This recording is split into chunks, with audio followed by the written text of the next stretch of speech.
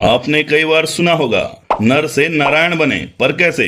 चलिए आज इस वीडियो के माध्यम से जानते हैं। ये वीडियो नॉलेज से भरपूर होने वाली है। लास्ट तक बिना स्किप किए जरूर देखें। आपके सारे सवाल और कंफ्यूजन का सलूशन जरूर मिलेगा। चलिए वीडियो को स्टार्ट करते हैं। तो सबसे पहले आपको क्या बनना है? नारायण, राइट?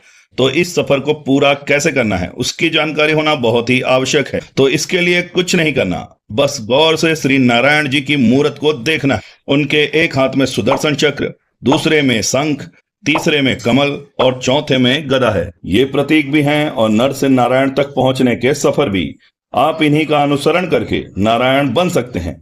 आपको इतने सिंपल तरीके से कोई नहीं बताएगा, बल्कि आपको कंफ्यूज ज्यादा किया जाएगा। पर आज की इस वीडियो में बहुत सरल तरीके से बताया गया है कि एक्चुअल में नर से नारायण कैसे बना जा सकता है। पर हाँ, ध्यान देने वाली बात यह है कि सरल तरीका आसान नहीं होता। मतलब नहीं समझे? चलिए एग्जाम्पल के माध्यम से जानते हैं।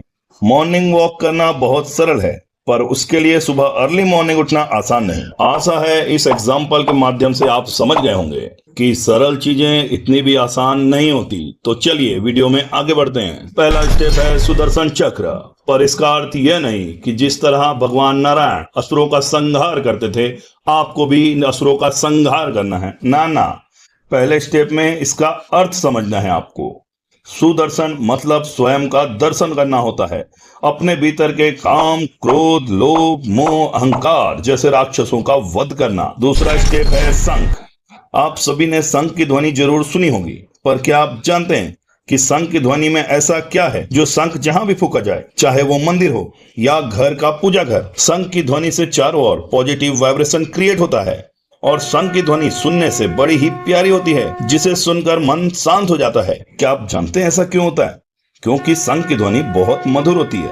इसका अर्थ है आपको शंख की ध्वनि की तरह अपनी वाणी में मधुरता बनानी होगी। स्टेप नंबर 3, कमल। इसका अर्थ कमल जैसे कीचड़ में खिलकर भी कीचड़ की छींट से दूर और पवित्र रहता है। बहुत से लोग वैराग लेकर हिमालय और पर्वतों पर चले जाते हैं, क्योंकि उनका मन अब इस संसार से नहीं बल्कि ईश्वर से जुड़ रहा है। उन्हें इस संसार में, इस संसार के लोगों के बीच रहना नहीं भाता। पर नहीं, यह सही नहीं है। तुम्हें कमल के समान बनना है, जो इस संसार में, इस संसार के लोगों के बीच भी रहकर अपने आप को पवित्र और शुद्ध रखता है। इस तरह से आपका तीसरा स्टेप भी पूर्ण हो जाता है। अब आ गए हैं हम फाइनल स्टेप में। इसी प्रकार जब आप इन तीनों स्टेप में सफलता पा लेते हैं, तो चौथा स्टेप है गदा। पर वार का नहीं, विजय का गदा। जी हाँ, इनमें भी भेद है। आइए समझते हैं। अगर आप गौर से देखें तो हनुमान जी ने भी गदा पकड़ रखा है और नारायण जी ने भी, पर इनमें भी बहुत भेद है।